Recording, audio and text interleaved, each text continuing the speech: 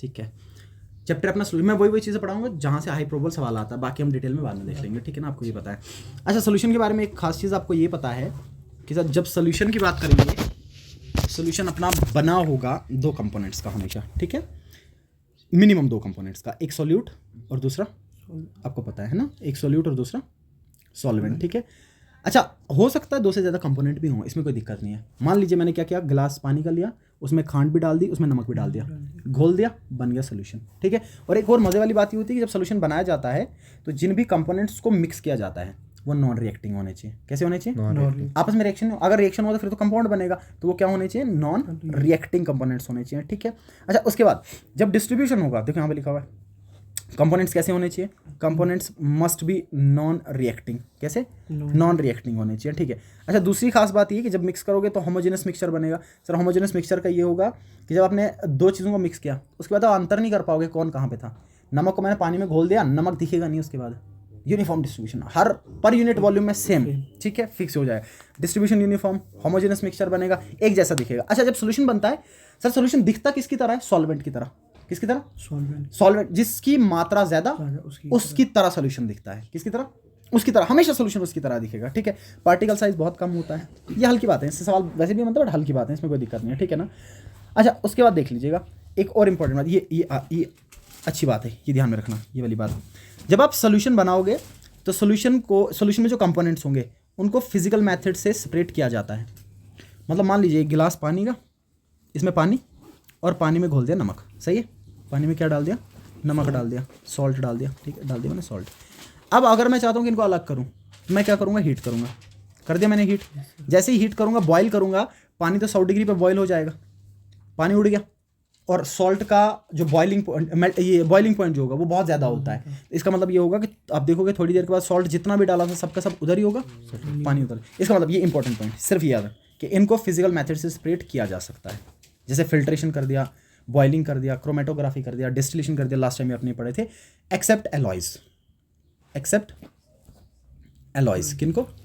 Alloys को नहीं कर सकते। जैसे मान लीजिए मैंने लिखा गोल्ड, क्या लिख लिया? गोल्ड, ठीक है ना। मैं सवाल भी पूछूंगा इसके बाद फिर। गोल्ड बना होता है, अगर प्योर ना हो, मान लीजिए प्योर ना हो, 22 कैरेट 18 कैरेट हो, 14 कैरेट हो, सर उसमें एयू तो होता ही होता है, साथ में होता है कॉपर। साथ में क्या होता है? कॉपर की परसेंटेज, इसी को कैरेट में पढ़ते हैं, कॉपर की परसेंटेज के हिसाब से।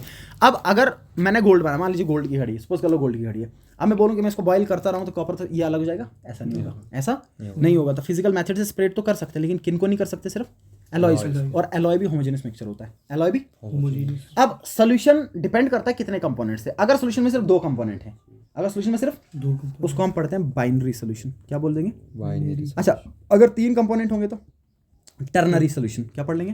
टर्नरी। टर्शरी मत पढ़ना, टर्नरी सोल्यूशन। और अगर मान लीजिए 4 होंगे तो क्वाटर्नरी। 4 होंगे TINERY, क्वाटर्नरी। या पॉली कंपोनेंट पढ़ लीजिए आप, पॉली कंपोनेंट, बहुत सारे कंपोनेंट्स का सोल्यूशन, ठीक है। लेकिन याद रखना, बाइनरी 2 कंपोनेंट, एक सॉल्यूट एक सॉल्वेंट। Ternary 3 component. अच्छा बताओ 3 कंपोनेंट क्या होगा? 2 में तो मेरे को समझ में आ गया, एक सॉल्यूट एक सॉल्वेंट था। बताओ 3 में क्या होगा? शाबाश, 3 में क्या लग रहा है?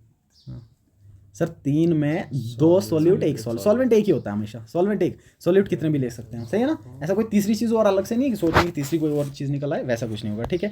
देखो बाइनरी सोल्यूशन में एक सॉल्यूट होता है और दूसरा सॉल्वेंट। आपको बताएं, सॉल्वेंट वो कंपोनेंट पूरे सोल्यूशन का जिसकी मात्रा ज़्यादा, जिसका अमाउंट ज़्यादा, चाहे वो अमाउंट आप मोल्स की टर्म में देख लो या किसी और टर्म्स में देख लो, जिसके मोल ज़्यादा, जिसके मोल, और सॉल्यूट वो जिसके मोल कम। इसलिए सवाल पढ़ते ही समझ में आना चाहिए कौन सॉल्यूट है कौन सॉल्वेंट है, सवाल पढ़ते ही समझ में आना चाहिए। मान लीजिए मैं ऐसा बोल दूं आपको, जब आगे सवाल आएंगे कि मैंने 10 ग्राम NaCl को डिसॉल्व किया 90 ग्राम पानी में, क्या समझ में आ रहा है? ये सॉल्वेंट है, ये सॉल्यूट है, ठीक है ना। लिख के नहीं दी तो समझ में आना चाहिए ये बात, ओके।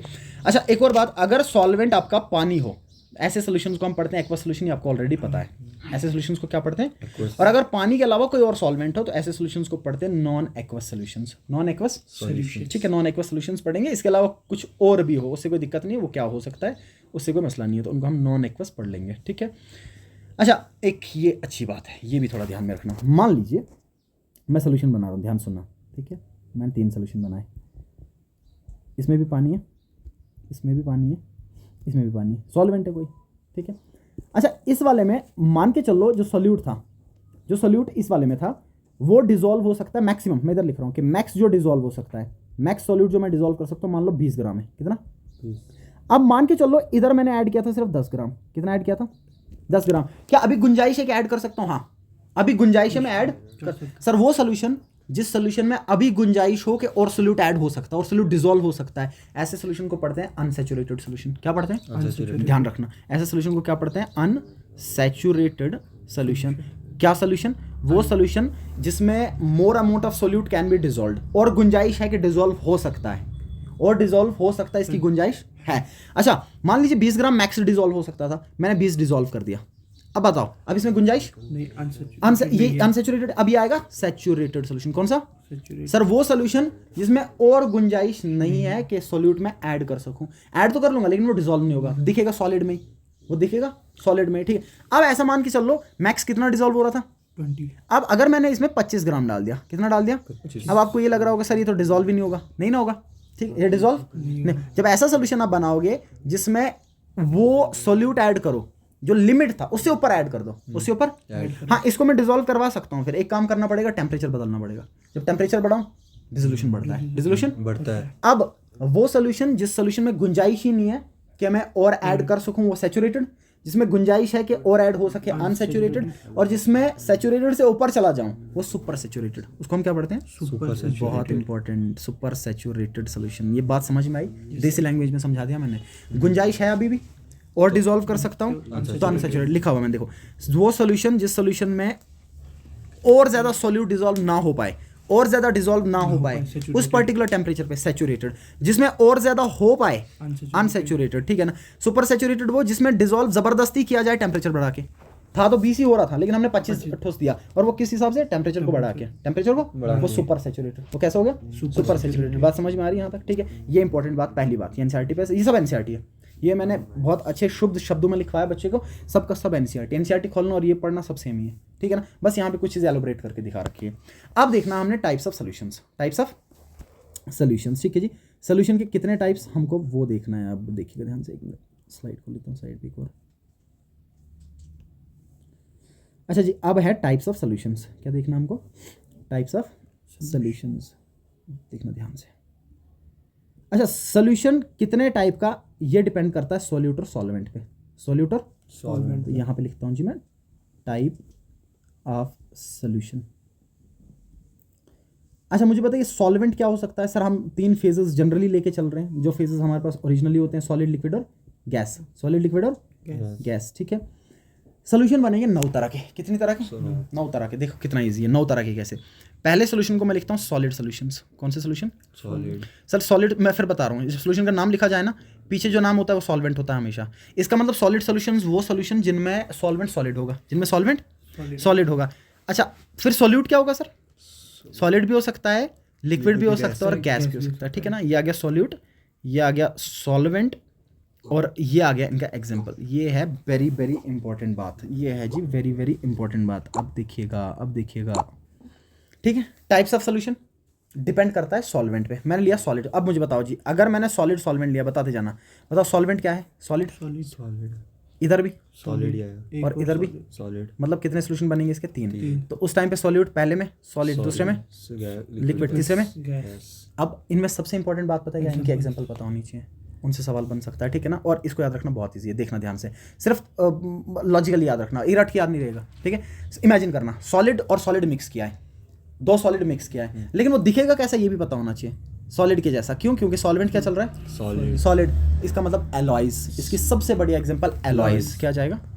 एलॉय, ठीक है ना। ब्रास, ब्रॉन्ज, टिन, गोल्ड, सब के सब एलॉयज, ठीक है ना। ये ध्यान में रखना। एलॉय बढ़िया एग्जांपल। कौन सा बढ़िया एग्जांपल? एलॉय बढ़िया एग्जांपल आ जाएगा इसका, ठीक है। अच्छा दूसरा मैंने किया लिक्विड को सॉलिड में मिक्स।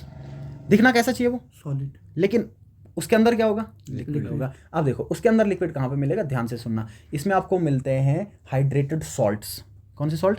ऐसे सॉल्ट्स जिनके अंदर पानी हो। दिखेगा तो सॉल्ट है लेकिन है पानी उसके अंदर, उनको पढ़ते हैं हाइड्रेटेड सॉल्ट्स। क्या पढ़ते हैं? Hydrated salts.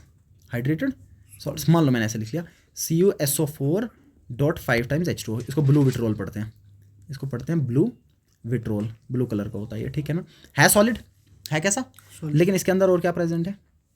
इसके अंदर प्रेजेंट है वाटर मॉलिक्यूल। और इनने कोई रिएक्शन किया सोल्यूशन की फॉर्म में, कोई रिएक्शन हुआ नहीं है इनके बीच में, ठीक है ना, सोल्यूशन में कोई रिएक्शन नहीं हो रहा है। तो ये 5 टाइम्स जो वाटर दे रखा हमने, ये 5 टाइम्स वाटर आपको क्या बता रहा है कि जो 5 टाइम वाटर है ये इस पूरे सॉलिड के अंदर था, इस पूरे सॉलिड के अंदर प्रेजेंट था, ठीक है ना। तो इसको हम क्या पढ़ लेते हैं, हाइड्रेटेड सॉल्ट्स, हाइड्रेटेड सॉल्ट्स, ठीक है। अच्छा अब तीसरा सोचो ज़रा कि गैस मिक्स कर रखा है सॉलिड में, दिखना कैसा चाहिए, सॉलिड जैसा उसके अंदर गैस है, उसके अंदर गैस है। इसका सबसे बढ़िया एग्जांपल आपको देखने को मिलेगा कि गैस सॉलिड के अंदर हो, ये अपने पढ़ा 10th से पढ़ते आ रही हो, हाइड्रोजन गैस इन पैलेडियम, निकल या प्लेटिनम, कैटलिस्ट होते हैं, सॉलिड कैटलिस्ट होते हैं, पाउडर्ड फॉर्म में लेते हैं, इनके अंदर हाइड्रोजन गैस होता है, इनके अंदर हाइड्रोजन गैस होता है। मैं लिख लेता हूँ H2 इन PD, H2 इन, ये बहुत बढ़िया एग्जांपल है इसका, ठीक है ना, देखते रहना। देखो यहाँ पे लिखे हैं बढ़िया से मैंने, सॉलिड सोल्यूशन सर सारे alloys, brass, bronze, German silver, 24 carat gold, मैंने साथ में ये भी लिख रखा है किस किस का बना होता है। और आप यकीन नहीं करोगे, इस बार जेई की एक शिफ्ट में सवाल आया था सीधा, ब्रास ब्रॉन्ज था और जर्मन सिल्वर भी था, एक और था, मैच करने को बोला था किसका बना होता है, मैंने ऑलरेडी ये लिखा होता है, ठीक है ना। बट फिलहाल के लिए आपको अभी ये लगना नहीं है, तो अभी के लिए एलॉयज याद रख लेना। अच्छा उसे तो मेरी लिक्विड सॉलिड में, लिक्विड दिख तो पूरा सॉलिड रहा है लेकिन उसके अंदर लिक्विड है, उसके अंदर ये सॉल्ट, इसमें एग्जांपल आता है सॉल्ट्स का, या ऐसे मान चल ऐसे मान के सॉल्ट है आपके पास, एक अपना ही सॉल्ट मान NaCl मान ले, उसमें कुछ बूंद पानी डाला मैंने सिर्फ, वो सॉलिड दिखेगा सॉलिड, लेकिन इसके अंदर पानी, इसके अंदर पानी है, समझाने के लिए बता रहा हूँ मैं, अदरवाइज तो ये जनरली नेचुरली आपके पास होंगे। हाइड्रेटेड सॉल्ट्स में पहला एग्जांपल देखो मैं लिखा CuSO4.5 टाइम्स H2O, मतलब वो कंपाउंड सॉलिड जिनके साथ .5 टाइम्स, .7 टाइम, .9 टाइम वाटर लिखा हो, जैसे मान ली इधर लिखा हुआ है ग्लोबर सॉल्ट पढ़ते हैं इसको, Na2SO4.10 टाइम्स वाटर, ठीक है ना, 10 टाइम वाटर ये लिख रखा मैंने। अच्छा ये जो वाटर साथ में होता है ना, ये वाटर सॉलिड के अंदर, वाटर सॉलिड की कैविटीज में जो पानी जमा होता है, जो उधर ही रहता है, उसको हम पढ़ते हैं water of crystallization, water of crystal, समझ जाओगे ना, solid water of crystallization, water of, या इसको वाटर ऑफ हाइड्रेशन भी पढ़ते हैं, वाटर ऑफ क्रिस्टलाइजेशन या वाटर ऑफ हाइड्रेशन पढ़ते हैं इसको, ठीक। तीसरा एग्जांपल देखो मैं लिखा है hydrogen gas in palladium, platinum, ये सॉलिड होते हैं, इसके अंदर हाइड्रोजन गैस, इसके अंदर हाइड्रोजन गैस एडजॉर्ब होता है, इसके अंदर हाइड्रोजन गैस एडजॉर्ब होता है, इसको ऑक्लूजन भी पढ़ते हैं इस फिनोमिना को, कि सॉलिड की कैविटीज में जाके गैस बैठ जाए, इसको ऑक्लूजन भी पढ़ते हैं, ऑक्लूजन भी बोलते हैं इसको, ठीक है ना। ये आगे सॉलिड सॉल्यूशंस, ठीक है। अब बताओ जी मेरे को दूसरे टाइप का सॉल्यूशन कौन बनेगा, लिक्विड सॉल्यूशंस, कौन से, लिक्विड सॉल्यूशन। अच्छा लिक्विड सॉल्यूशंस में क्या होंगे, लिक्विड सॉल्यूशन में सर एक बात तो मेरे को ये पता है कि सॉल्वेंट लिक्विड होगा, ठीक है, तो यहाँ पे मैं सॉल्वेंट लिख देता हूँ, यहाँ पे मैं सॉल्यूट लिख देता हूँ और आगे मैं एग्जाम्पल लिख लेता हूँ, ठीक है। अब बताओ पहले वाले में मेरे को ये बता दो, यहाँ पे सॉल्वेंट क्या चल रहा है हमेशा, लिक्विड लिक्विड लिक्विड से है ना, लिक्विड लिक्विड लिक्विड। अच्छा सॉल्यूट क्या हो सकता है, सर सॉलिड भी, लिक्विड भी और गैस, इसके भी 3 सोल्यूशन बनेंगे। किसको, भाभी को, यार ये तब से बंद चल रहा है, शिट, ये देखा ही नहीं हमने, वीडियो तब से बंद चल रही है। अच्छा कॉन्सेंट्रेशन टर्म्स को, कॉन्सेंट्रेशन टर्म यूज होती है क्वांटिटी बताने के लिए, किस चीज़ के लिए, क्वांटिटी। अब कौन कौन सी कॉन्सेंट्रेशन टर्म यूज हो जाएगी, पहली ध्यान से देखना, this is mass percentage, mass या वेट परसेंटेज, एक बात, ठीक है। दूसरा वॉल्यूम परसेंटेज, वॉल्यूम बहुत ईजी है, ठीक है ना, ठीक है। तीसरा है mass by volume percentage, mass by volume percentage. उसके बाद हम मोल फ्रैक्शन पढ़ेंगे, then we have mole fraction, इनके सिर्फ फॉर्मूले पता होना चाहिए, और जो जो इंपॉर्टेंट बात है इनसे न्यूमेरिकली चढ़ता है मोस्टली, ठीक है। Number 5 molarity, molarity. Number 6 molality, molarity and molality, ठीक है ना। नंबर 7 नॉर्मैलिटी, नॉर्मैलिटी, ठीक है। नंबर 8 फॉर्मैलिटी, नंबर 8 फॉर्मैलिटी, ठीक है। नंबर 9 ppm, पार्ट्स पर मिलियन, ठीक है। नंबर 10 ppb, पार्ट्स पर बिलियन। चलाते हैं, इससे क्या फ़र्क पड़ रहा है, मिलियन हो बिलियन हो, इससे क्या फ़र्क पड़ रहा है, बात तो सेम ही है, ठीक है ना। ये आ जाएंगे अपनी कॉन्सेंट्रेशन टर्म्स। और इसमें एक और अच्छी बात, एक ज़बरदस्त बात, strength, strength of solution, strength of solution सबका आइडिया होना चाहिए, थोड़ा थोड़ा आइडिया सबका होना चाहिए कि बच्चे को समझ में आ जाए बात क्या चल रही है, ठीक है। देखिएगा अब ध्यान से। अच्छा ये आगे बात, अब पहला लिख लेता हूँ मैं मास परसेंटेज, ये 11th में भी पढ़ा जाता है, इससे सवाल भी बनते हैं, ठीक है। या वेट परसेंटेज, दोनों बातें सेम है, ठीक है ना। मास परसेंटेज, मास परसेंटेज। अच्छा मास परसेंटेज का मतलब कि आपके पास सोल्यूशन में सॉल्यूट भी है, सॉल्वेंट भी है। सर अगर मान लो सोल्यूट की बात करो तो सोल्यूट का कितना कंट्रीब्यूशन है भाई, मास, सोल्यूट का कितना कंट्रीब्यूशन भाई, इसका मतलब सीधा सीधा ये कि sir mass of solute, mass of बटा टोटल मास मल्टीप्लाई बाय 100, यही होगा। जैसे परसेंटेज निकलता है, mass of solute, mass of solute बटा total mass, total mass of solution, total mass of solution multiply by 100 सीधा सीधा बात है, ठीक है। अब इसमें जो एक दो बातें समझने वाली जो याद रखने वाली वो क्या है, देखिएगा। पहली बात, मान लीजिए जो न्यूमेरिकल में लगना है, मान लो मैंने ऐसा लिखा कि मेरे पास है 10% बाई मास सोल्यूशन NaCl का पानी में। अभी जो परसेंटेज बाई मास है ना, मुझे बताओ ऊपर भी क्या लिखा है मैंने, मास, नीचे भी क्या है, इसलिए इसको रिप्रेजेंट करते हैं W/W से, कि सोल्यूट का मास बटा टोटल मास मल्टीप्लाई बाई 100, इसलिए W/W कि जो कर रहे हो आप ऊपर भी मास है नीचे भी मास है, ठीक है ना।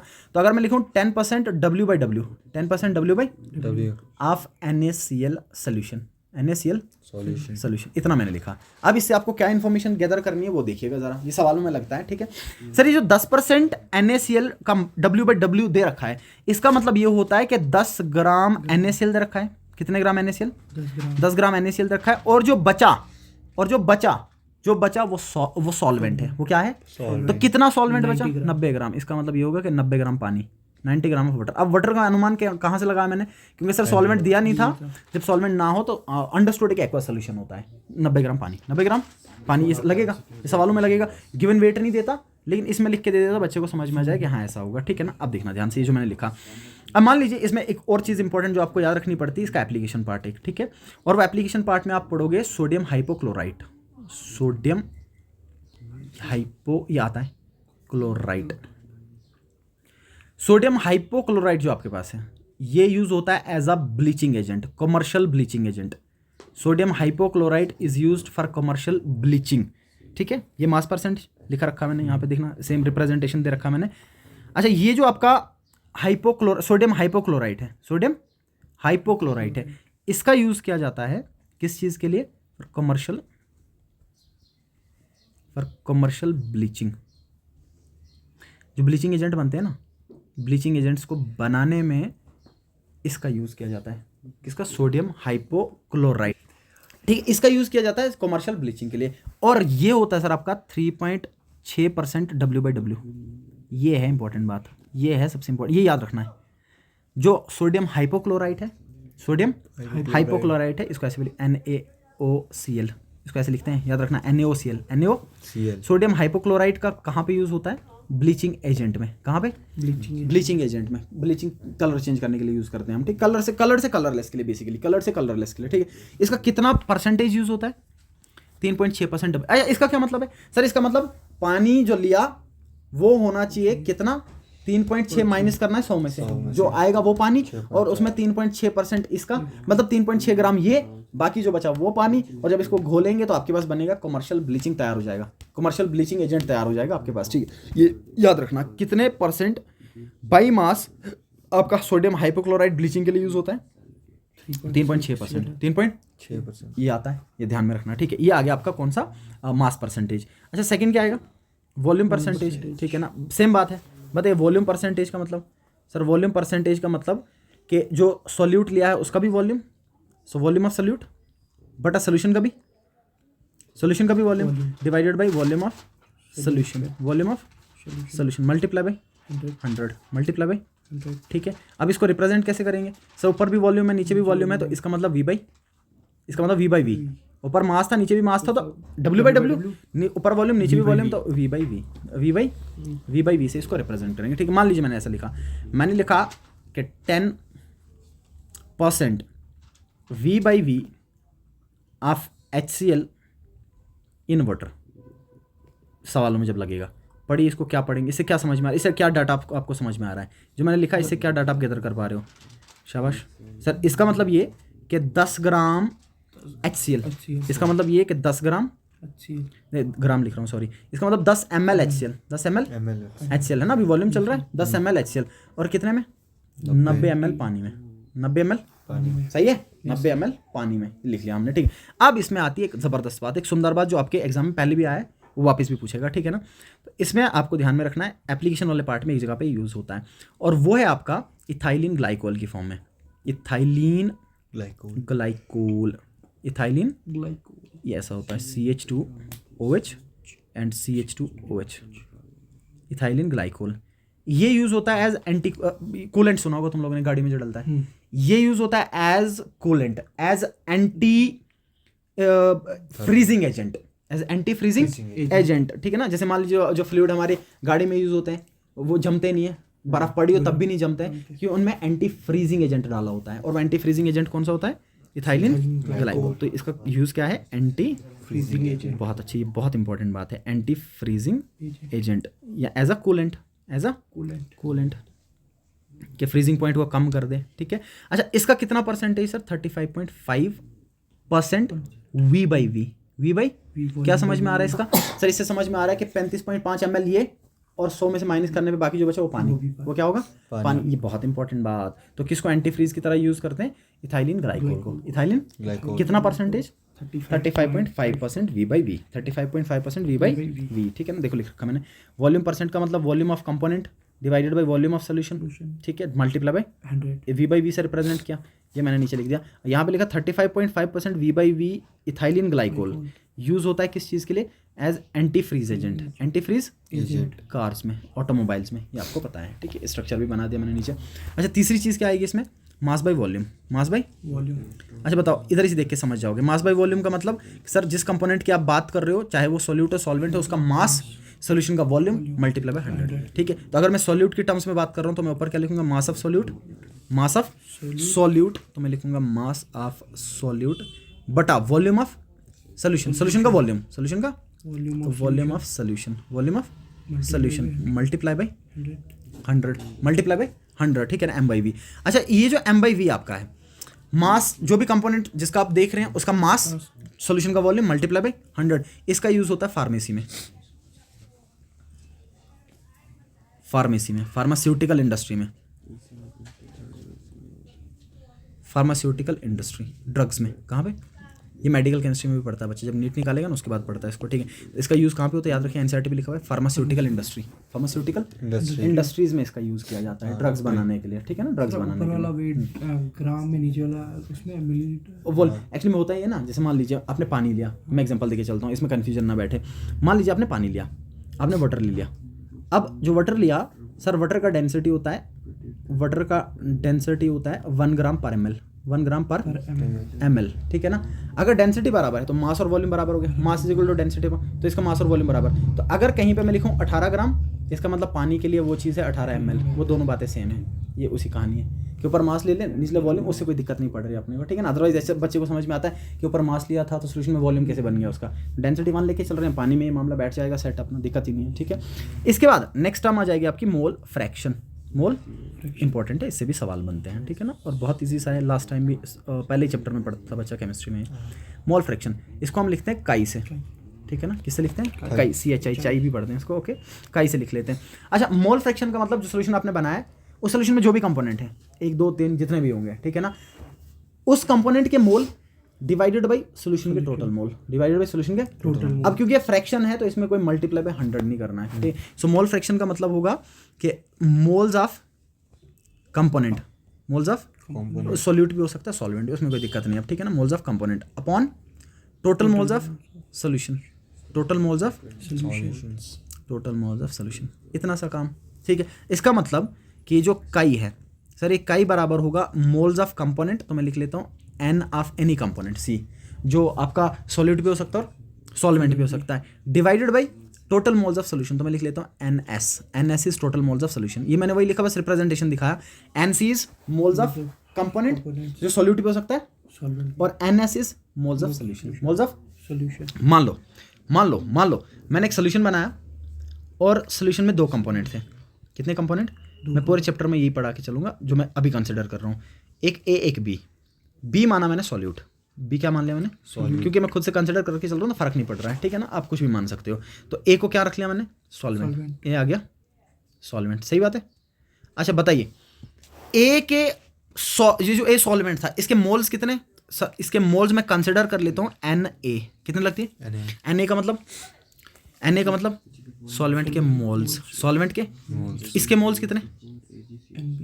Nb का मतलब सॉल्यूट के मोल्स, सॉल्यूट के मोल्स, ये आ गया मोल्स ऑफ सॉल्वेंट, और अगले वाला आया moles of solute, moles of solute, moles of, यहाँ तक बात सही है, यहाँ तक बात सही है, ठीक है। अच्छा मुझे बताओ टोटल मोल्स किसके बराबर आएंगे? टोटल मोल्स देखो, टोटल कितने आएंगे? सॉल्यूट और सॉल्वेंट का प्लस करना पड़ेगा, तो टोटल मोल किसके बराबर? Na प्लस NB, क्या बात है, Na plus NB, Na plus NB, ठीक है, बात आ गई यहाँ तक। अब बताइए मुझे, अब मान लीजिए मैं लिख लूँ काई ए, इससे क्या समझ में आ रहा है, mole fraction of A, mole fraction of और ए क्या था, सॉल्वेंट। अच्छा किसके बराबर मोल फ्रैक्शन, सर जिसका मोल फ्रैक्शन निकालना है उसके मोल्स बटा टोटल मोल्स, तो बताओ किसके बराबर आएगा ये, सर ये आएगा Na बटा टोटल किसके बराबर चल रहे हैं, क्या बात है, Na plus NB, Na plus सही है, Na प्लस NB। ओके अब आ जाओ अगले वाले में, अगर मैं लिखूँ काई बी किसके बराबर आएगा, NB upon NA plus बहुत अच्छे, NB upon Na plus NB। Okay Na plus NB, सही बात है। अच्छा अगर तीसरा कंपोनेंट भी होता तो फिर कितना आता, NC upon Na plus NB plus NC, सही बात है, ठीक है। अब देखना ध्यान से, अब मान के चलो मैं लिखूं chi A plus chi B, अगर मैं दोनों के मोल फ्रैक्शंस को सम कर लूं, सर कभी भी मोल फ्रैक्शन सम करने में कितने भी कंपोनेंट हो 1 के बराबर, जैसे परसेंटेज 100 के बराबर आता है वैसे मोल फ्रैक्शन 1 के बराबर। अभी आया कैसे देखना ध्यान से, ये तो अब मैथ वाले आपको इजी हो जाएगा। अब इन दोनों को अगर मैं प्लस करूं, अब इन दोनों को प्लस करने पे मुझे बताओ डिनोमिनेटर इधर भी Na प्लस NB इधर भी Na प्लस, सेम डिनोमिनेटर, जब डिनोमिनेटर सेम तो ऊपर क्या आएगा Na प्लस, निचले वाला Na प्लस NB, ऊपर वाला कैट हो जाएगा, किसके बराबर आएगा, सिंपली 1 के बराबर। इसका मतलब sum of mole fractions of all the components present in a solution is always 1, is always 1। तो मुझे बताओ अगर मैं ऐसा लिखूं chi A plus chi B plus chi C plus chi D up to chi N, ये कितना आएगा, हमेशा 1 कितने भी कंपोनेंट्स है उससे फर्क उनका सबका मोल फ्रैक्शन हमेशा किसके बराबर आएगा, 1 के बराबर। ठीक है। इसका मतलब ये आगे भी लगना है, इसका मतलब ये सर अगर एक कंपोनेंट के मोल फ्रैक्शन मेरे को पता हो तो दूसरे कंपोनेंट का मैं निकाल सकता हूँ 1 में से माइनस करके, 1 में से माइनस करके, ठीक है। मान लीजिए आपका जो काई ए था ये आपको निकालना है, काई भी आपको पता है, तो मैं किसके बराबर कर दूंगा, 1 माइनस काई भी कर दूंगा ना, ठीक है। अगर दो कंपोनेंट है, एक का मोल फ्रैक्शन मेरे को पता है और दूसरे का निकालना है, तो मैं क्या करूंगा सिंपली, ठीक है ओके, ये आगे लगेगा। मान लीजिए ए कंपोनेंट का मोल फ्रैक्शन है 0.4, तो बताओ बी का कितना आएगा, 0.6, सीधा सीधा तैयार हो जाए, ठीक है। ये आएगा मोल फ्रैक्शन आपका, ये क्या आएगा, मोल फ्रैक्शन। बात समझ में आ गई मोल फ्रैक्शन वाली, ठीक है ना। अब सवाल की फॉर्म में ध्यान से देखना, सवाल लिखा हुआ है मैंने यहाँ पे, कहता है calculate the mole fraction of 36 gram of water in 100 gram of ethanol, ठीक है। सवाल ये है, गिवन लिख लीजिएगा, गिवन लिख लिया, सवाल समझ में आ जाएगा। अच्छा 36 gram of water in 100 gram of ethanol, तो मतलब इथेनॉल सॉल्वेंट चल रहा है, ठीक है। तो सॉल्यूट लिख दिया मैंने, सॉल्यूट लिख दिया मैंने, वाटर कितना चल रहा है 36 ग्राम पानी H2O, ठीक है। अच्छा सॉल्वेंट कितना चल रहा है 100 ग्राम इथेनॉल, 100 ग्राम ऑफ C2H5OH, सही है ओके। अब ध्यान सुनना, सर अभी तो मोल दिया ही नहीं है, अभी तो मास दिया है, तो पहले मोल निकालना पड़ेगा, सही है ना। और मोल का फॉर्मूला आपको पता है, गिवन मास बेटा मोलर मास, ठीक है। तो मेरे को क्या करना, पहले इसका मोल निकालना पड़ेगा, ओके। बताइए पहले वाले का मोल कितना, mole of H2O, given mass कितना है इसका 36 ग्राम, 36 बाई मोलर कितना होता है वाटर का 18 है ना, सही है ना, 2 और 16 18 2 36, इसके मोल आए 2, इसके मोल कैसे निकाल दूंगा, mole of C2H5OH is equal to इसका मास 100 बटा इसका टोटल मास कितना करेंगे 12 दूने 24 प्लस 5 प्लस 16 प्लस अगले वाले का 117 है ना, कितना आ जाएगा ये 46 पक्का नहीं पता सर, 16 2 3 हाँ सही है 46, कितना आ जाएगा 46, ठीक है। अब अगर मैं इसको डिवाइड कर दूं, तो वो किसके मोल्स मिल जाएंगे मेरे को, इथेनॉल के, किसके मिल जाएंगे इथेनॉल के मोल्स, ठीक है। बताइए कितने आएंगे, 4 दूने 8 2 पॉइंट समथिंग आएगा ना, तो वैसे भी चल रहे हैं 50 दूने 100 होता है, 2 पॉइंट समथिंग चलेगा, ठीक है ना, 2.1 वो 2 ही हुआ, उससे कोई दिक्कत नहीं, वो ऑलमोस्ट 2 ही हुआ, ठीक है ना। अच्छा अब मिलके दोनों के मोल्स, पहले टोटल मोल बताओ कितने आ जाएंगे, दोनों का सम टोटल मोल कितना आ जाएगा, इसके 2 और उसका 2.1, ये आ जाएगा 4.1, सही है। अब निकालना है मेरे को मोल फ्रैक्शन, तो बताओ मोल फ्रैक्शन H2O का निकालने को बोला है सिर्फ, किसके बराबर H2O के मोल्स बटा टोटल मोल्स, यही है, तो कितना आ जाएगा 1/2, सिंपली 1/2 इतना ही तो है, 0.5 कितना आ जाएगा, अगर इसके 0.5 आए अगले वाले के भी सर, जब ऐसा हो ऐसा सोल्यूशन जिस सोल्यूशन में दोनों का अमाउंट बराबर हो, ऐसे सोल्यूशन को पढ़ते हैं इक्विमोलर सोल्यूशन। क्या पढ़ते हैं, इक्विमोलर सॉल्यूशन। इसके भी 0.5 फ्रैक्शन चल रहा है, उसका भी 0, तो मतलब कंट्रीब्यूशन बराबर चल रहा है, तो ऐसे सोल्यूशन को क्या पढ़ लेते हैं, इक्विमोलर सोल्यूशन, इक्विमोलर सोल्यूशन चल रहा है जी अपना, ठीक है। दोनों का मोल फ्रैक्शन बराबर चल रहा है, मोल भी बराबर, मोल समझ आओ, इक्वल मोल का मोल बराबर ही चल रहा था, मोल बराबर चल रहा था, ठीक है ना, ये बात समझ में आ गई, ओके। देखो अब प्रिसाइजली कर रखा है इसलिए 0.47 आया, ठीक है। हमारे पास 0.47 को हमने 0.5 लेके चल रहे हैं, वो एक ही बात है, ओके। अच्छा दूसरी टर्म इसमें आपको देखने को मिल जाएगी मोलैरिटी। सवाल जैसे जैसे आएगा साथ में बता दूंगा। फिर दूसरी टर्म आई मोलैरिटी, क्या आ गया? कैपिटल एम से लिखते हैं इसको, किससे? अच्छा जितनी भी चीज़ें मैंने ऊपर लिखी थी वो सब की सब आपको सिर्फ ये बता रही हैं कि सोल्यूशन में सॉल्वेंट का अमाउंट पता करना। तो मतलब जितनी भी चीज़ें हैं वो सॉल्यूट से रिलेटेड है। दो सॉल्वेंट से भी लगा सकते हैं घुमा के, उसमें मसला नहीं है, लेकिन पहला प्राइमरी चीज़ ये है कि आपको सॉल्यूट से देखना है, सॉल्यूट देखने का तरीका है। अच्छा मोलैरिटी का मतलब सर, मोलैरिटी का मतलब कुछ भी नहीं है, सॉल्यूट मोल्स के, ये सॉल्यूट के मोल्स, सॉल्यूट के मोल्स, ठीक है। सो मोलैरिटी का मतलब number of moles of solute, number of moles of solute, okay, solute के मोल्स। सर ये तो ऊपर भी देखे थे मोल फ्रैक्शन में, बस वहां ये था कि सॉल्यूशन के मोल्स के कंपैरिजन में देखे थे, सॉल्यूशन के मोल्स के कंपैरिजन। यहां हम देखेंगे सॉल्यूशन के वॉल्यूम के कंपैरिजन में, सॉल्यूशन के वॉल्यूम, तो divided by volume of solution in litre, volume of solution in litre, okay. मतलब अगर आपने मान लीजिए अगर आपने ये किया कि 10 लीटर का सॉल्यूशन बनाया, कितने लीटर का? 10 लीटर का सॉल्यूशन बनाया, और इसमें आपने सॉल्यूट ऐड किया है, इसमें और क्या है? सॉल्यूट है, ठीक है। 10 लीटर, अब इस 10 लीटर को जब मैंने डिवाइड किया पर लीटर में, तो मैंने ये देखना है कि सर पर लीटर सोल्यूशन में कितना सॉल्यूट का मोल था, that is molarity. So molarity is nothing but moles of solute. ये लगता है कि सवाल में molarity is nothing but moles of solute, लेकिन किस में? पर लीटर सोल्यूशन में, पर litre.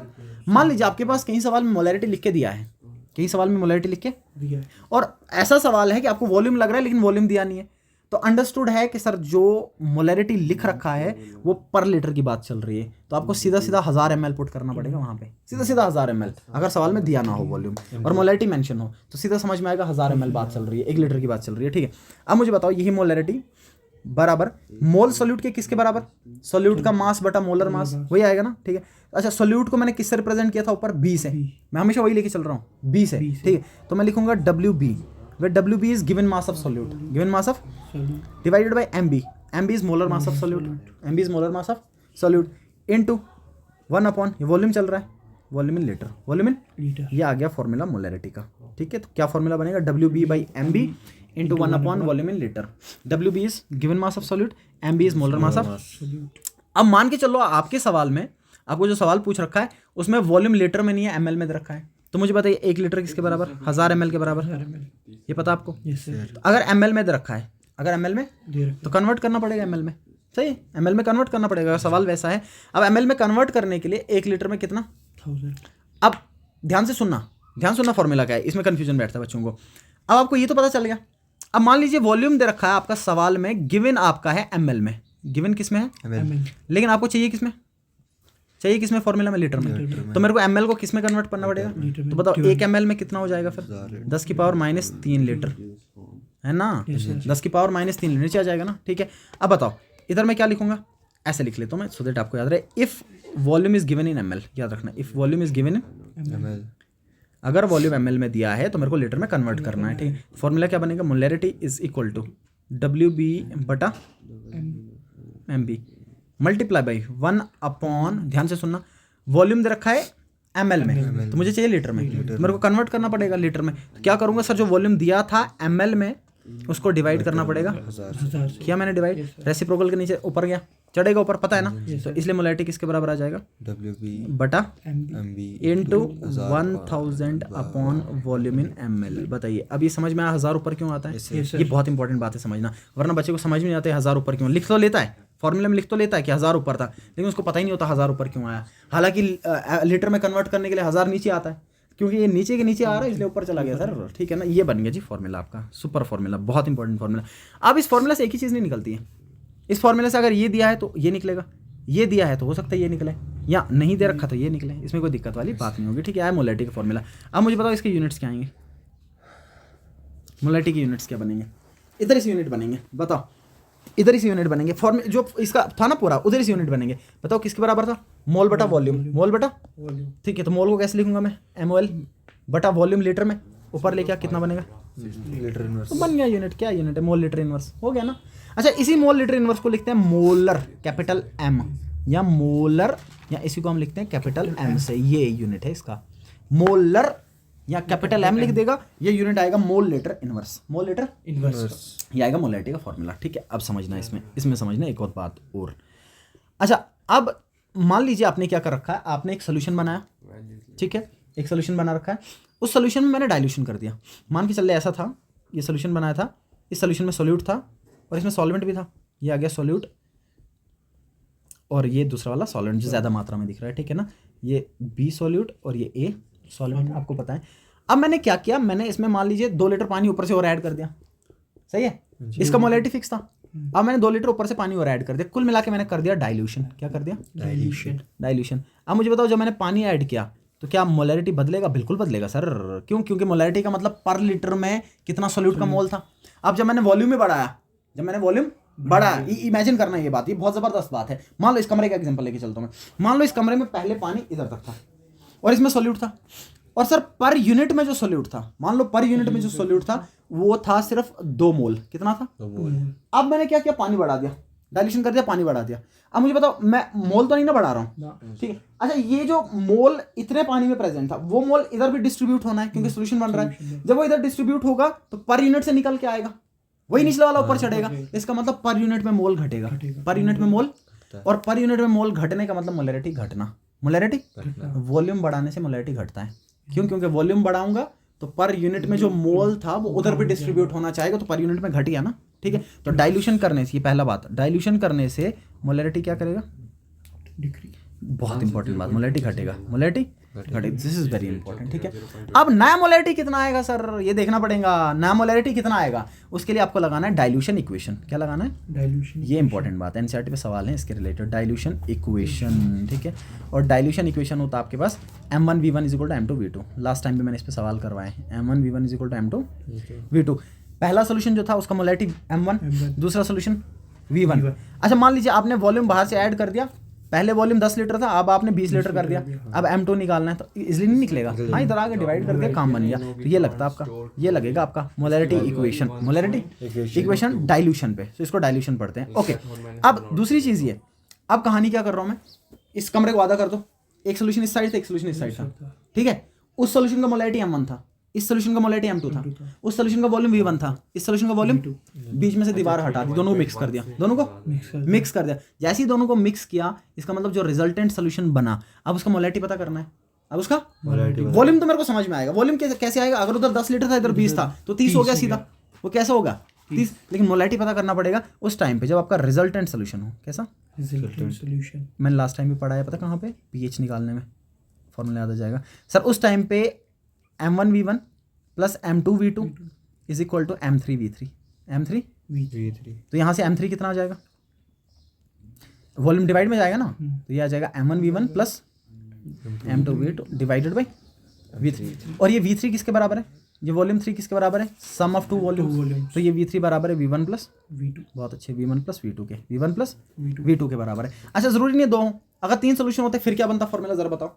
M1V1 + M2V2 + M3V3 = M4V4, M4V4, ठीक है। फिर वो डिवाइड में ले आता। अच्छा, वो V4 किसके बराबर होता, V1 + V2 + V3, समझ गए। तो एन टाइम भी चलता है, इसमें कोई दिक्कत नहीं, दोनों पे अप्लाई नहीं होता, एन टाइम भी चलता है। लेकिन बाइनरी सोल्यूशन लेके चल रहे हैं मोस्टली, एनसीईआरटी बाइनरी पे सवाल घुमाता है, इसलिए बाइनरी 2 चीज़ें देख रहे थे हम, ठीक है ना।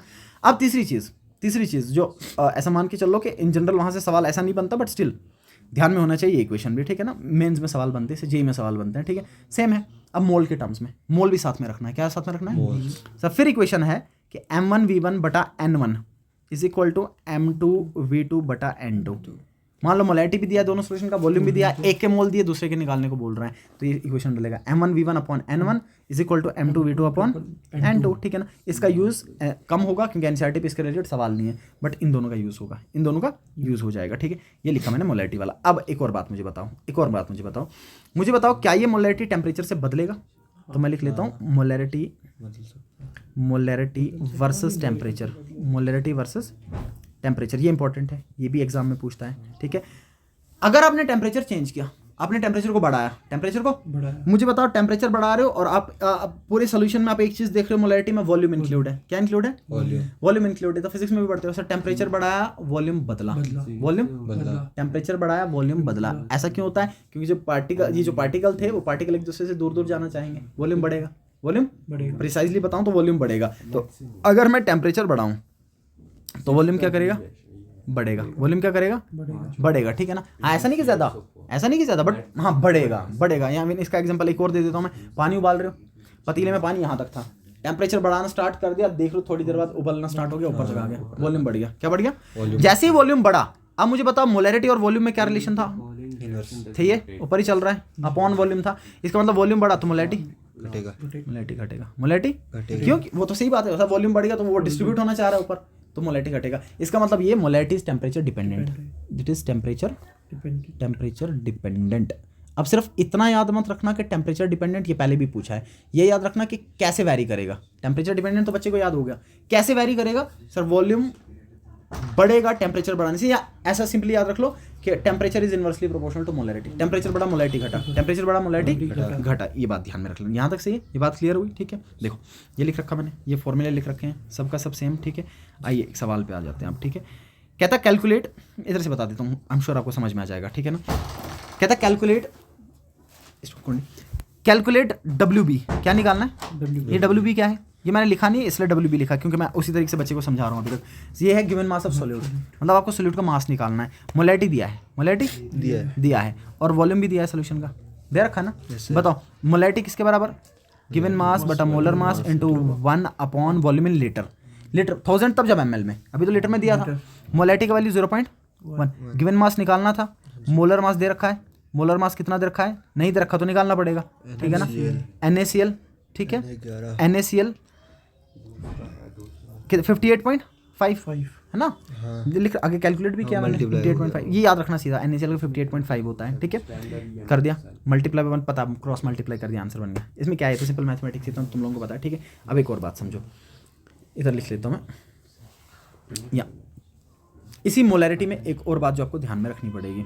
सर अगर सवाल में मोलैरिटी मेंशन ना करे, फिर मोलैरिटी को इस टर्म में लिख लेता है। जैसे मान लीजिए मैं लिख लूँ semi molar solution, semi molar, semi आता है, ठीक है ना, इसका मतलब m/2 मतलब 1/2 इंटू m। अच्छा 1/2 कितना? 0.5 मोलर। अगर मोलैरिटी मेंशन नहीं है और लिखा है कि हमने एक सेमी मोलर सोल्यूशन बनाया, सेमी मोलर सोल्यूशन का मतलब कि मोलैरिटी 0.5, मोलैरिटी 0.5, ठीक है ना। अच्छा अब मान लीजिए मैं लिख लूँ डेसीमोलर, डेसीमोलर सोल्यूशन, डेसीमोलर सॉल्यूशन। तो डेसीमोलर सोल्यूशन का मतलब कि आपने जो सोल्यूशन बनाया डेसी एक पॉइंट, ठीक है ना, डिवाइडेड बाई 10, इसका मतलब 0.1 मोलर। कैसा सोल्यूशन? ठीक है। अगर मैं लिखूँ सेंटीमोलर, 0 बढ़ाते जाना, सेंटीमोलर सोल्यूशन, सेंटीमोलर सोल्यूशन का m/100, इसका मतलब 0.01 मोलर, 0.01 मोलर, ठीक है ना। क्या आ जाएगा आपका? सेंटीमोलर। मिलीमोलर लेके चलूँ तो मिलियन लेके चलो, 1000 जाएगा डिवाइड में से 0.01। समझ में आ गई? सेमीमोलर, डेसीमोलर, सेंटीमोलर, इस फॉर्म में भी इसको दे सकता है, इसको भी ध्यान में रख लीजिएगा थोड़ा सा। ठीक है, ओके, ये आप निकालोगे, देखो लिखा हुआ है मैंने सवाल के फॉर्म में, प्रिपेयर अ सेंटीमोलर सोल्यूशन। कैसा सोल्यूशन प्रिपेयर करना है? सेंटीमोलर। किसका? NaCl का। कितने पानी में? 2 लीटर पानी। ये समझना है, प्रैक्टिकल में भी लगेगा, ये चीज़ प्रैक्टिकल में भी लगेगी। आपको सोल्यूशन बनाना है, किसका सोल्यूशन बनाना है? NaCl का। कितना सोल्यूशन बनाना है? सेंटीमोलर। कितना बनाना है?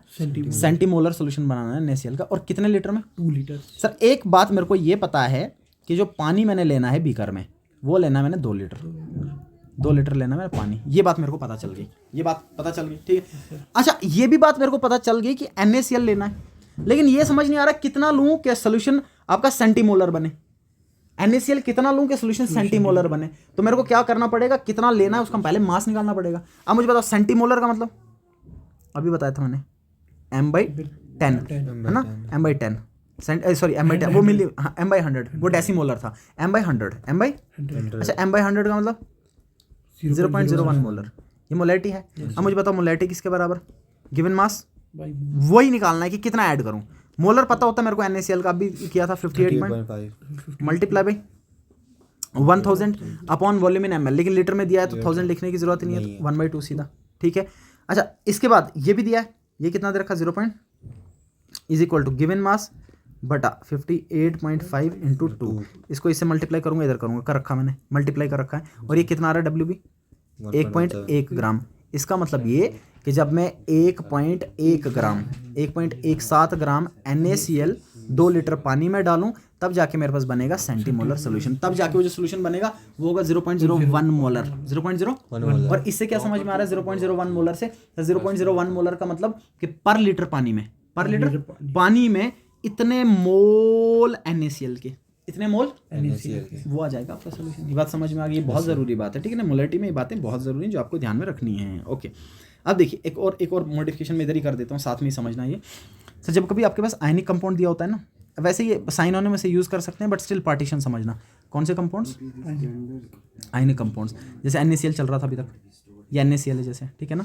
अच्छा, आयनिक कंपाउंड क्या होता है? इनका मॉलिकुलर फॉर्मूला नहीं होता, इनका मॉलिकुलर फॉर्मूला नहीं होता। जैसे NaCl है ना सर, ये NaCl क्या करता है, इस फॉर्म में रहता है कि एक Na पॉजिटिव और इसके सराउंडिंग में 6 Cl नेगेटिव होते हैं। कितने? मैं क्रिस्टल स्ट्रक्चर नहीं बना रहा हूँ, बस ऐसे सिंपली बता रहा हूँ। 6 Cl नेगेटिव, ऐसा मान ले 6 Cl नेगेटिव कितने हो? 5 1 6, ये ऐसा। और एक Cl नेगेटिव के सराउंडिंग में 6 Na पॉजिटिव। कितने? 6 Na पॉजिटिव 1 2 3 4 5 और 6, ऐसा मामला है।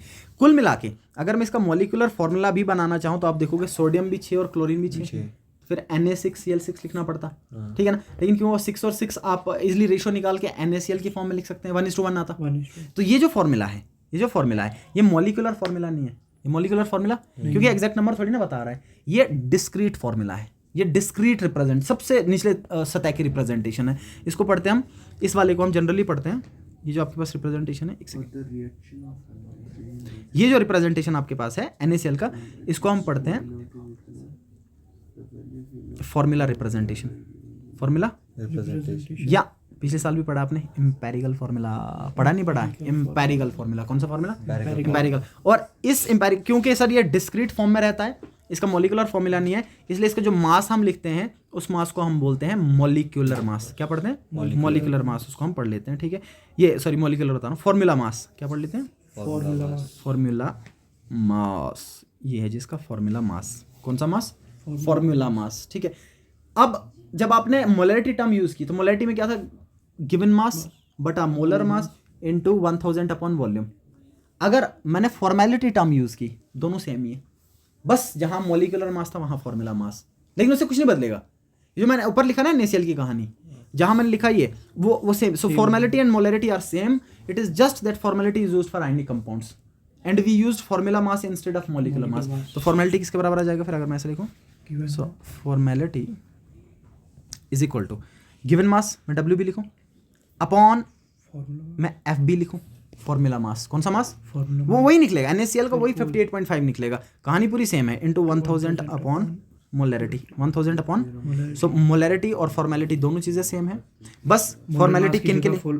हाँ, बस फॉर्मेलिटी किन के लिए यूज होता है? सिर्फ आयनिक कंपाउंड्स के लिए। बहुत इंपॉर्टेंट बात है, याद रखना, जो डिस्क्रीट फॉर्म में प्रेजेंट हो, जो डिस्क्रीट फॉर्म में उनका मॉलिक्यूलर मास नहीं लिखते हम, उनके लिए क्या लिखते हैं? Formula mass, formula. इतनी सी कहानी, इतनी सिंपल सी कहानी, इसमें कोई दिक्कत नहीं है, ठीक है ना। अब देख लेना, सवाल लिखा है मैंने यहाँ पे, आपको मोलरिटी निकालना है एक सोल्यूशन का जिसमें 20% इथाइलिन ग्लाइकोल है और कितना पानी ले रखा आपने? 250 ml। 250 इजी है, बताना मेरे को, ठीक है। गिवन चीज़ें लिख लेना, काम समझ में आ जाएगा। फॉर्मूला पता है मोलरिटी किसके बराबर?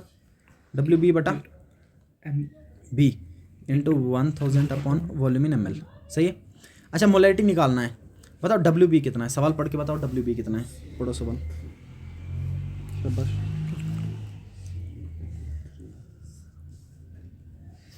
250 ml है। अच्छा, ये तो अभी तो ऊपर पढ़ा मास परसेंटेज, अभी तो पढ़ा है मैंने ऊपर।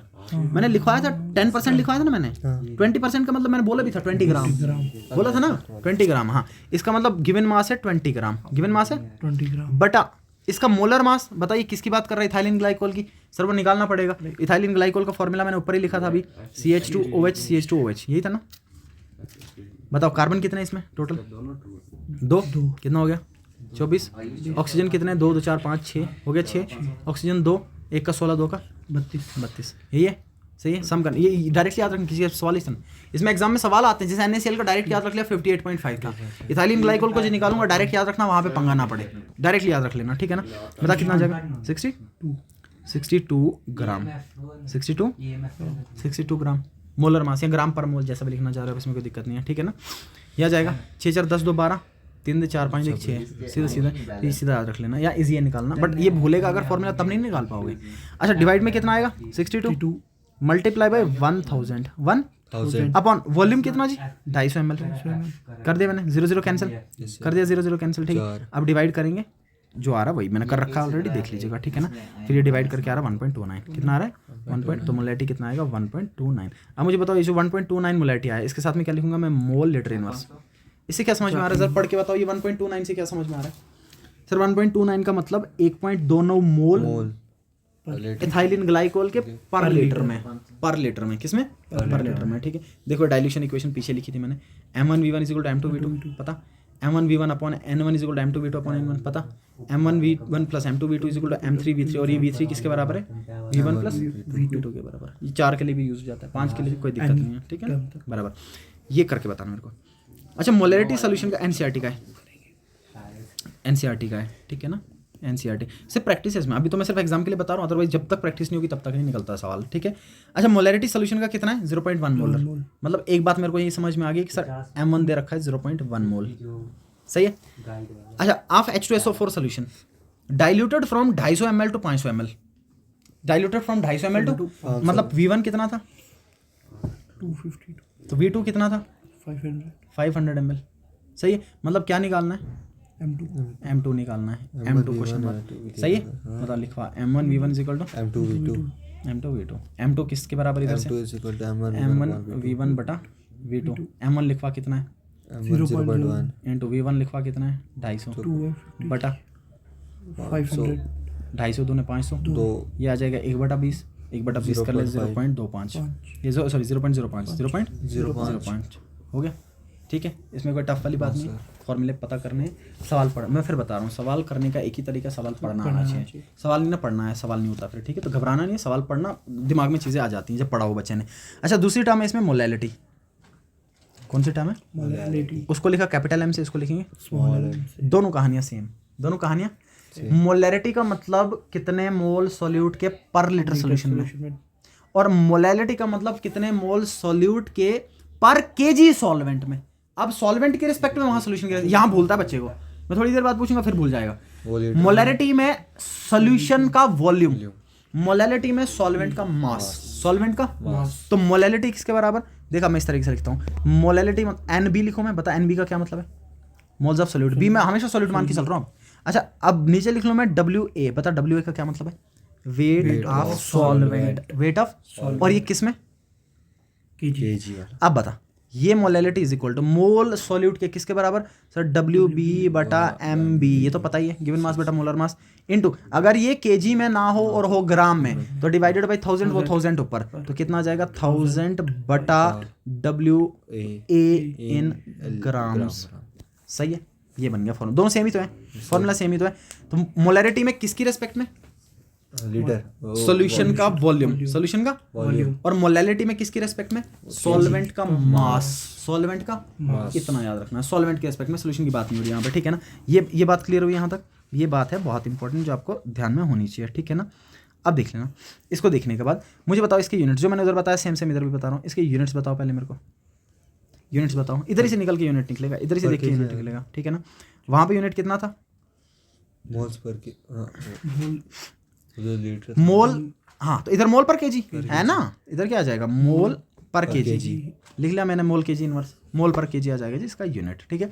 अच्छा मुझे बताओ मोलैरिटी डिपेंड कर रहा था टेम्परेचर पे, वो भी कैसे, इनवर्सली, वो भी कैसे, वो याद रखना है, जरूरी याद रखना है, ठीक है।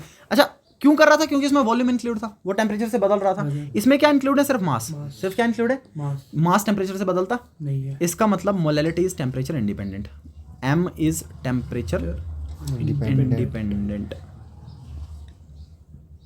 बात समझ में आ रही है, ये टेम्परेचर इंडिपेंडेंट, ये क्या होगा, ये होगा टेम्परेचर इंडिपेंडेंट, ये बहुत ज़रूरी बात, ठीक है। देखो लिख, अब एक और बात, हाँ जो मैंने लिख रखा नीचे, देखिए एक और चीज़ लिख लेता हूँ मैं, मुझे बताइए मैंने मोल, इसके यूनिट्स क्या लिखे थे, उसके यूनिट्स लिखे थे मैंने मोलर, इसके क्या आएंगे मोलल, क्या आएंगे यहाँ से पहचान होती है इसकी, मोलल, MOLAL, ये याद रखना, वो MOLAREM, हाँ लिख सकते हैं कोई दिक्कत नहीं है, स्मॉल से ही चलता है मोस्टली, स्मॉल से ही चलता है, सो दैट कंफ्यूजन अवॉइड हो, वो एल वो देख के मोलर पहचान लेगा बच्चा फिर, ठीक है ना। मोलल, वो मोलर, ये मोलल। अब मान के चलो किसी सवाल में आपको दिया है 1 मोलल सोल्यूशन, आगे कुछ कहानी लिखी, सवाल पूछ रहा है, मुझे बताओ उस सवाल में क्या चीज़ आपको और पता होगी, ध्यान सुनना, अगर किसी सवाल में मोलल लिख के दिया है उसमें और क्या कहानी आपको पता होगी उसके अलावा, सर और कहानी मुझे ये पता होगी कि जो सॉल्वेंट होगा वो 1 kg होगा, अगर नहीं दिया है समझना, उसमें 1000 ग्राम, अगर नहीं दिया तो 1 kg 1000 ग्राम, 1 kg 1000 ठीक है। अब मुझे ये बता दो, अगर किसी सवाल में मोलैरिटी लिख के दिया है, और क्या चीज आपको उसमें पता होगी अगर नहीं दिया है तो? मोल्स। और चीज ये पता है कि उसमें वॉल्यूम 1 लीटर होगा सोल्यूशन का, ये चीज पता होनी चाहिए पहले से, ठीक है ना, ये चीज पता हो जाएगी आपको। अब एक कन्वर्जन वैसे आपको पता है, कन्वर्जन आपको वॉल्यूम को और पता है, आपको एक पता है 1 kg में 1000 ग्राम आपको पता है, ठीक है ना, ये भी पता है आपको। जो मैंने ऊपर लिखा था दोबारा लिख लेता हूँ मैं, 1 लीटर में कितना ml? 10 की पावर 3 ml, ठीक है, क्या क्रॉस चेक, 10 की पावर 3 ml, ठीक है।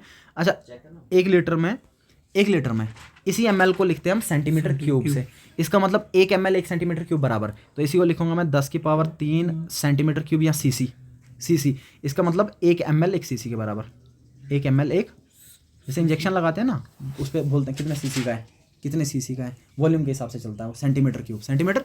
अच्छा 1 लीटर 1 डेसीमीटर क्यूब के बराबर, 1 लीटर 1 डेसीमीटर, इसे डरना नहीं, इससे नीट में और जेई में सिर्फ इतना ही कंफ्यूजन दिखाता है कि डेसीमीटर क्यूब और लीटर लिख लेता है कि बच्चा फंसे, बाकी सवाल वही होते हैं। अच्छा अगर ये इसके बराबर तो पता 1 डेसीमीटर क्यूब में कितना ml? कितना ml? हाँ 1000 ml है ना, उल्टा करने पे पता है ना कैसा आएगा, उसमें कोई दिक्कत नहीं होनी चाहिए, ठीक है। ये आ गया आपका मोलैलिटी। अच्छा अब मुझे बताइए, अगर मैंने एक सोल्यूशन बनाना है, मान लीजिए मैंने कल एक्सपेरिमेंट करना है कुछ, कल मैंने कोई परफॉर्म करना है, कोई कुछ टाइट्रेशन परफॉर्म करना है, आज मैंने सोल्यूशन बनाना है, मैं सोच रहा हूँ आज बना के रखूँ, कल टेंशन नहीं, कल सीधा टाइट्रेशन करूंगा, तो बताओ मैं मोलर सोल्यूशन बनाऊँ कि मोलल सोल्यूशन बनाऊँ? दोबारा समझना सवाल, एक्सपेरिमेंट मैंने करना है कल, टाइट्रेशन करनी है मैंने कल, सोल्यूशन सोच रहा हूँ आज ही बना दूँ, टाइम बचेगा, कौन सा सोल्यूशन बनाऊँ, मोलर बनाऊँ कि मोलल बनाऊँ? मोलर। सर मोलर नहीं बनाऊँ, मोलर अगर मैंने बनाया रात को हो गई ठंड, रात को जैसे ठंड हुई टेम्परेचर गिरा, टेम्परेचर गया मोलैरिटी बदला, अब भी लिखा था ऊपर टेम्परेचर डिपेंडेंट होता है, लेकिन अगर मोलल वाला बनाया टेम्परेचर इधर उधर हो कोई फर्क नहीं पड़ेगा उसको, वही रहेगा अगले दिन, वरना कैलकुलेशन में गड़बड़ा जाएगी, समझ गया, रिजल्ट गड़बड़ हो जाएगा। इसलिए मोलैरिटी को कम प्रेफरेंस होता है और मोलैलिटी को ज्यादा, मोलैलिटी को तो molality is preferred, molality is over molarity, लिटी ओवर रिटी, सही है। क्यों मोलैलिटी को ज्यादा प्रेफरेंस होता है? टेम्परेचर बहुत अच्छे टेम्परेचर इंडिपेंडेंट, कोई बात नहीं, सोल्यूशन सेव करके भी रख सकते हैं, सोल्यूशन स्टोर कर सकते हैं, अगले वाले के सोल्यूशन सेव करके नहीं रख सकते। और ये जो सोल्यूशन पहले बनाए जाते हैं ना उनको स्टॉक सोल्यूशन बोलते हैं। जैसे मान लीजिए आपने टाइट्रेशन करनी है, आपको HCl का सोल्यूशन बनाना था, जल्दी उसी टाइम नहीं बनाना, पहले बना के रखा होता है स्टोर करके, उसको पढ़ते हैं स्टॉक सोल्यूशन। क्या पढ़ते हैं? स्टॉक सोल्यूशन पढ़ते हैं, उसी में से थोड़ा सा निकाल कर दिया काम, डाइल्यूट कर दिया काम कर दिया, ठीक है ना, स्टॉक सोल्यूशंस पढ़ते हैं उनको। ओके ये बात सही हुई, यहाँ पे भी लिख रखा है मैंने, ठीक है। अब देखिए एक और बात लिख लेता हूँ। अच्छा अब मुझे बताइए कितना मोल सॉल्यूट का पर लीटर सोल्यूशन के वॉल्यूम में, उसको मैंने पढ़ा मोलैरिटी, क्या पढ़ा? मोलैरिटी। अब अगर मैं मोल के टर्म में बात ना करके मास के टर्म में बात करूं, that is strength, this is very very important, that is strength, तो मैं लिख लेता हूं स्ट्रेंथ ऑफ सोल्यूशन। स्ट्रेंथ ये प्रैक्टिकल पोर्शन में भी लगता है, strength of solution. Sir strength of solution का मतलब कितना मास सॉल्यूट का बटा कितने वॉल्यूम में, कितने volume, so mass of solute बटा volume of solution, volume of solution, ठीक है। मैंने पानी लिया 1000 ml लिया, कितना लिया? 1000 ml, उसमें डाल दिया मैंने नमक 2 ग्राम, नमक 2। दूसरा सोल्यूशन लिया वही सेम 1000 ml, दूसरे में डाल दिया मैंने 4 ग्राम, एक और लिया उसमें डाल दिया मैंने 6 ग्राम। बताओ स्ट्रेंथ किसका ज्यादा? स्ट्रेंथ का सीधा मतलब है कि किस वाले में सोल्यूट का मास ज्यादा, स्ट्रेंथ का सीधा मतलब है किस वाले में सोल्यूट का मास ज्यादा, जिस वाले में सोल्यूट का मास ज्यादा वो सोल्यूशन का स्ट्रेंथ ज्यादा, उस सोल्यूशन का स्ट्रेंथ, और जितना सोल्यूशन का स्ट्रेंथ ज्यादा उतना सोल्यूशन प्योर, उतना सोल्यूशन प्योर, उतना तगड़ा सोल्यूशन, उतना कॉन्सेंट्रेटेड सोल्यूशन।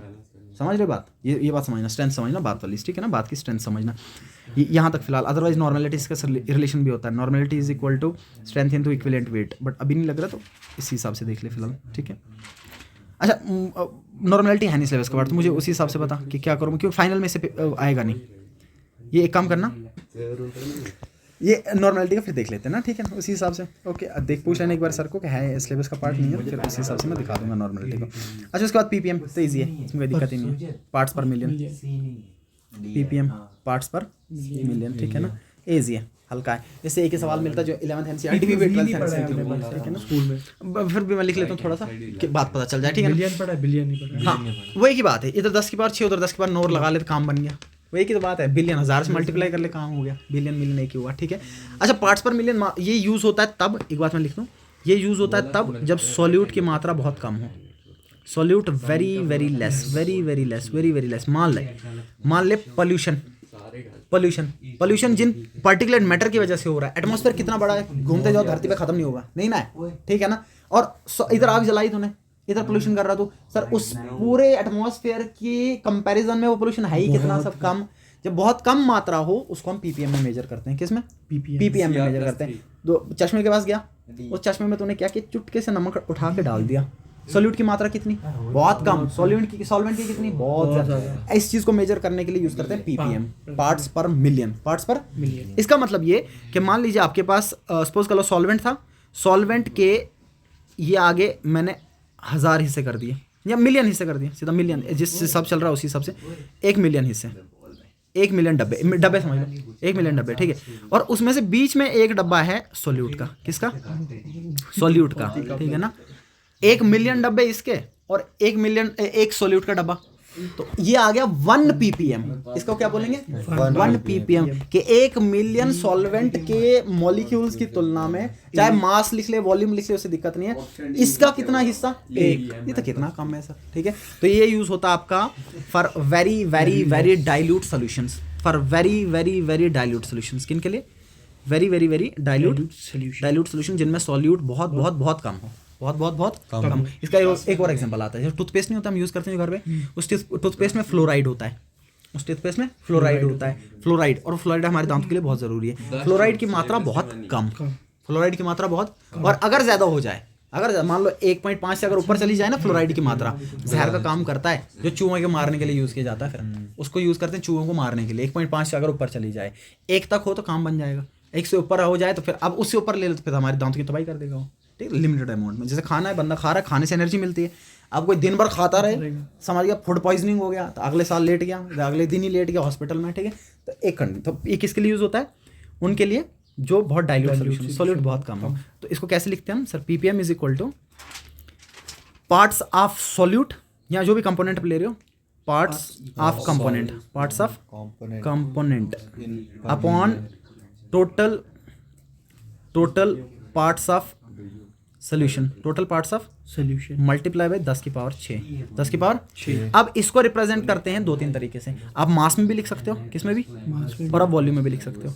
अगर मैं मास में लिखूं तो फिर पीपीएम किसके बराबर आएगा, मास ऑफ कंपोनेंट क्या आ जाएगा, मास of component upon total mass of solution, है ना, मास ऑफ कंपोनेंट बटा total mass of solution, total mass of solution multiply by 10 की पावर 6, यही है। वॉल्यूम में कैसे लिखूंगा, ppm in terms of volume of component ऐसा लिखूं मैं, बटा volume of solution multiply by 10 की पावर 6, मल्टीप्लाई बाई 10 की पावर 6। बात समझ में आई, बात समझ में आई, ठीक। देख मॉडिफाई कर रहा हूँ, थोड़ा मॉडिफाई कर रहा हूँ। अब मुझे पता, मैंने अभी मास परसेंटेज पढ़ाया था, मास परसेंटेज किसके बराबर था, मास ऑफ कंपोनेंट बटा total mass of solution multiply by 100, multiply by 100, यही था ना। देखना ध्यान से, अगर मैं लिखूँ मास परसेंटेज, ये बराबर था, मास परसेंटेज बराबर था मास ऑफ कंपोनेंट बटा total mass of solution, total mass of solution मैं लिख लेता हूँ MS, ठीक है, मल्टीप्लाई बाई 100, 10 की पावर 2, यही था, ठीक है। अब ये जो ऊपर लिखा, जरा मेरे को ये बताइए पीपीएम किसके बराबर है, अगर मैं इसको ऐसे लिखूँ, पीपीएम किसके बराबर, मास ऑफ कंपोनेंट, मैं लिखा मास ऑफ कंपोनेंट बता मास ऑफ सोल्यूशन मल्टीप्लाई बाई 10 का पावर 6, सही है। अब देखना, अगर मैं इसको ऐसे लिखूँ, PPM is equal to mass of component बटा mass of solution multiply by, अगर मैं ऐसा लिखूं और ऐसा लिखूं तो कैसा हो, बहुत बढ़िया हो, कोई दिक्कत नहीं, बेस सेम पावर ऐड कर सकता हूं मैं, ठीक है। अब ये किसके बराबर आ रहा है सर, ये मास परसेंटेज के बराबर चल रहा है, नहीं चल रहा है, बन गया नहीं क्वेश्चन, देख कहाँ से घुमा के बना रहा हूँ, ठीक है। सो पीपीएम किसके बराबर आ रहा है सर, ये बराबर आएगा मास परसेंटेज मल्टीप्लाई बाई 10 की पावर 4, क्या बात है, 10 की पावर 4, ठीक है। मान लो पीपीएम निकालने को बोला है, मास परसेंटेज दिया, बच्चा घूमता रह गया, ये क्या रखा है, ये तो समझ में नहीं आ रहा है, सीधा 10 की पावर 4 से मल्टीप्लाई हो गया, इक्वेशन बन गया यहीं से, ठीक है। अब अगर मैं लिखूँ पीपीबी, क्या लिख लूँ, पीपीबी, सेम बात, मास ऑफ कंपोनेंट या वॉल्यूम ऑफ कंपोनेंट या parts of component but total mass of solution multiply by 10 की पावर 9, बताइए इससे क्या फर्क पड़ रहा है, ठीक है ना। मिलियन हो, बिलियन हो, ट्रिलियन हो, 1000 लेके चलो आगे से तो काम फिर बन वो जाएगा, भी ठीक कर है? सकते हैं ना, इधर हाँ, 10 की पावर 2 इंटू 10 की पावर 7। हाँ 7 फिर आएगा मास परसेंटेज इंटू 10 की पावर 7 इंटू 10 की पावर 7 बन जाएगा, बात बन जाएगी, ठीक है ना? ये आगे आपके कौन से कॉन्सेंट्रेशन टर्म्स, ठीक है, कॉन्सेंट्रेशन टर्म्स क्लियर हुए, ठीक है?